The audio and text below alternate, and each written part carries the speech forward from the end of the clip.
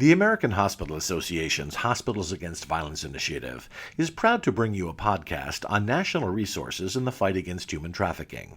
Our speakers today will provide an update on national efforts and resources, the new ICD-10 codes for labor and sex exploitation, and share some successes from the field.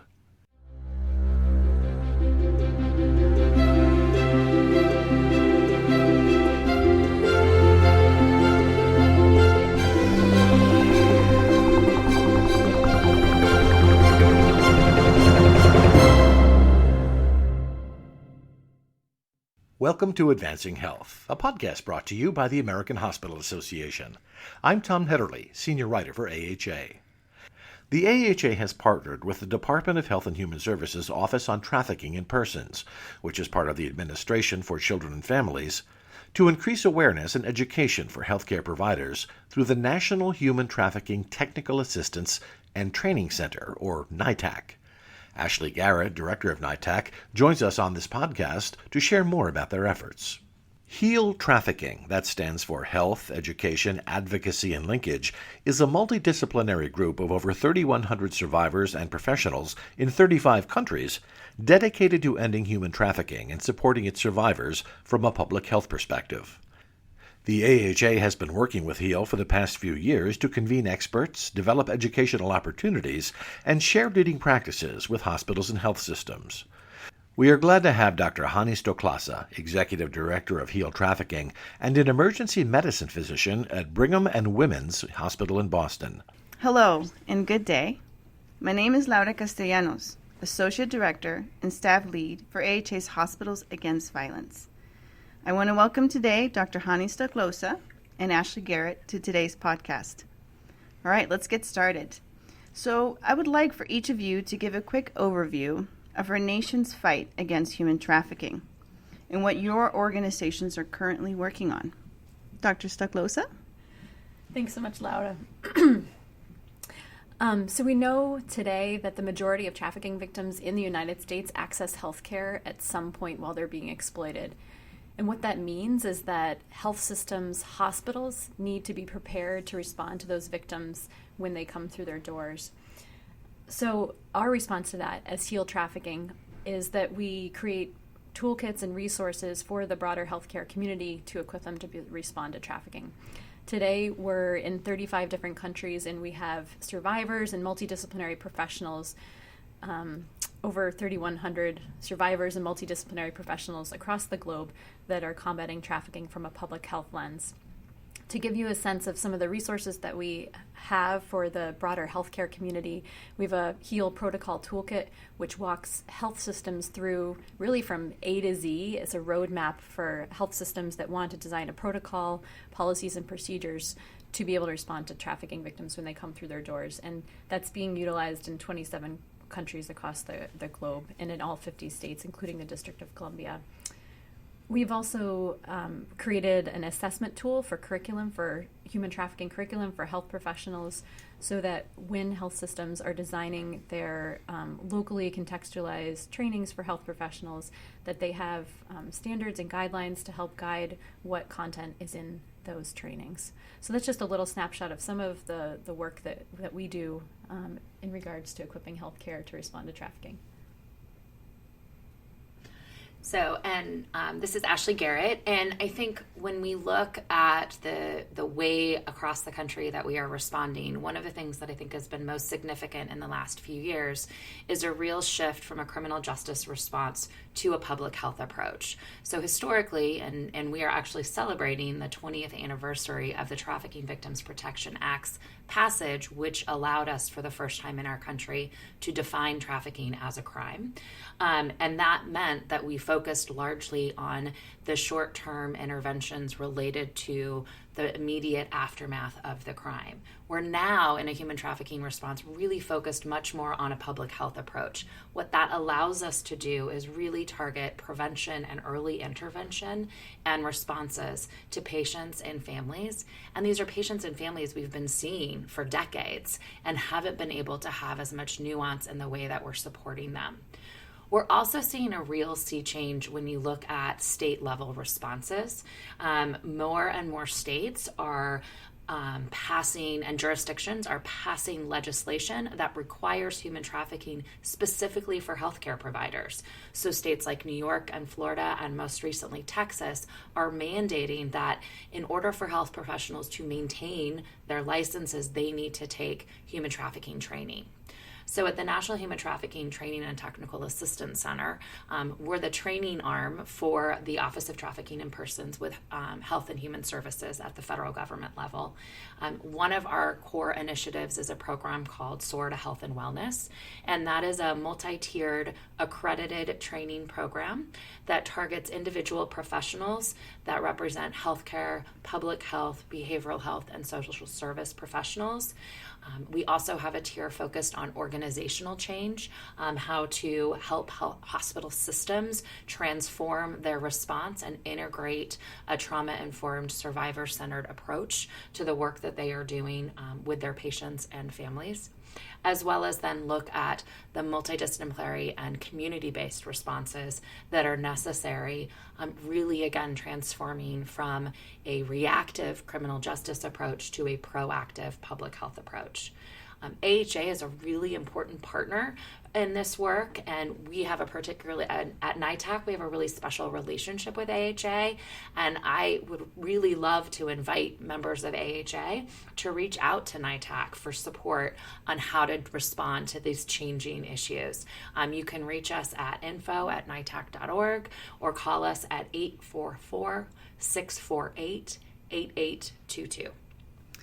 Thank you so much. I appreciate the overview, and just want to highlight, Dr. Stoklosa, you mentioned lots of great resources that HEAL Trafficking has for the field. Definitely want to highlight that those are also referenced on the AHA landing page. And also, Ashley, just thank you for covering where this work is moving towards, this public health approach. And all of the work that NITAC is doing to provide those resources and the technical assistance. I also want to invite our members to take advantage of that resource.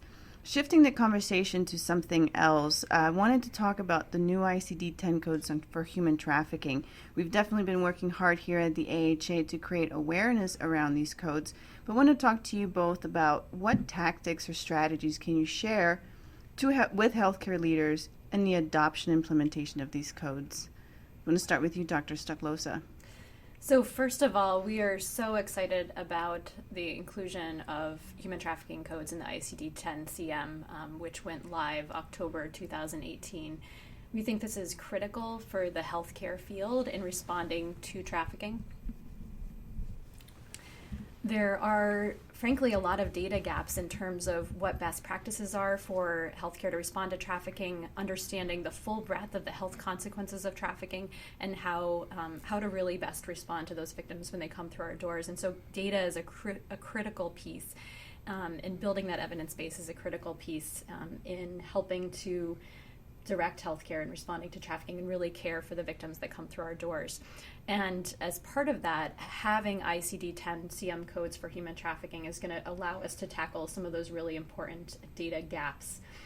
So we're really excited that we're part as HEAL in collaboration with NITAC and Department of Health and Human Services and American Hospital Association, that there truly is national collaboration and dialogue around improving the adoption, the implementation, and response, and really learning from other fields of interpersonal violence fields, such as domestic violence, learning from the implementation of those codes, and providing guidance to the broader healthcare community, which is going to help us better care for victims in the long run, as well as safeguard their confidentiality and privacy in the process. Thank you. Ashley, any thoughts on the new codes? I think one of the things that I'm struck with is, as Dr. Stoklosa mentioned, this is a tremendous opportunity that we have to transform our understanding, not only in terms of what the numbers are in terms of prevalence in our country or globally on this issue, but more importantly, expand the evidence base that we have to understand what interventions work. I think a lot of folks are struggling with what's the next step. These codes are here. What do we do to utilize them? And I would go back to, as a natural next step, is really to go back to training. If you look at what survivors share with us from human trafficking, as Dr. Stoklosa mentioned, they've been seeing health professionals for decades to receive services, often in the midst of their exploitation, and they weren't identified. And so this opportunity allows us to provide training and help enhance the identification of the full needs of our patient populations.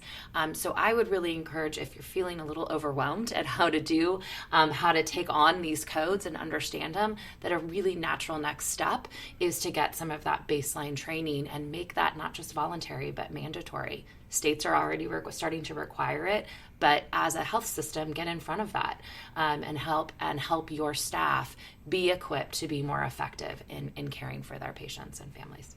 Definitely want to highlight the opportunity we have here. And I know we're working hard not only to create awareness, but also, as you mentioned, create evidence-based practices around this. So we are working hard at this. We're definitely working at a national level, collaborating with other partners to provide some guidelines to the field. Definitely appreciate your thoughts on this, and I want to reiterate to please reach out for some of this assistance. Just want to focus a little bit more on providing more of context around what this work looks like in the field. So I want to give the opportunity to you both to share a success story from your work. Yeah, I would love to share a success story kind of at more of a bit of a macro level and highlight the work that the state of Florida has been doing. So the state of Florida has been a leader in providing direct services through victim service organizations and refugee organizations for 20 years. They've really been at the forefront of understanding more about what victims and survivors of human trafficking need. And in the last several years, the state government has really also become part of that response. So again, kind of at the same level at the national level, Florida has really started to shift from a criminal justice into a public health response. And the Department of Health in particular and the state legislature has been at the forefront of that. So within Florida, under state law, there are now all nurses, in order to maintain their license, are required to take up to 2 hours of human trafficking training. The training that we offer is one of those ways in which nurses can receive that support. And since the requirement came into play, we have seen over 300% increase in the number of participants taking our SOAR online accredited training just in the state of Florida. So it's, both the carrot and the stick there, right? Of here's an opportunity, there's a growing understanding of the need for this, but also having that licensing requirement. We've also been just working with the Department of Health to support their other pieces of work. So we've done a lot of work in helping them support the development of their strategic action plan across the state, helping them in preparing for another requirement that the state has, which is about mandatory screening and how to do that in a survivor-informed way. So we've provided peer review support to them for some of their protocols, facilitated a lot of conversations around strategic planning, and have provided our first ever what we call SOAR for organizations specific to Department of Health. And so we worked with 12 counties in the state of Florida to go through a training about how to both audit and understand how each of your specific locations are impacted by the issue, but then how do you create a comprehensive response in terms of training your staff on an ongoing basis? What's the protocol processes and procedures that need to be done? How can we better and differently collaborate with community partners? And I'm really excited to see where Florida heads in the next years to come. That is very exciting, and lots of successes so far and sure to come. Dr. Stoklosa, do you want to share a success story? Yeah, absolutely. I want to take it even more sort of micro. I'm an emergency medicine physician, and in my own hospital, I've seen how important it is to have those policies and procedures in place so that when a victim of trafficking, and it's not a question of if, it's a when victims of trafficking are coming through your doors, that you have that plan in place and that staff are trained to respond. So just to give an example, we had a patient who was in and out of our emergency department and had been, in fact, labeled as a non-compliant patient, not taking her medications, considered a frequent flyer, quote unquote, and really had complex medical needs, often would end up in our intensive care unit as a result of her medical problems. And one day, an emergency medicine nurse asked her, "So why haven't you been able to take your insulin?" And just creating that safe, open space where she could share in a non-judgmental way. The patient opened up and shared that she was not only being labor trafficked, but also sex trafficked. And of course, she was stressed and depressed, and that's why she hadn't been taking her insulin.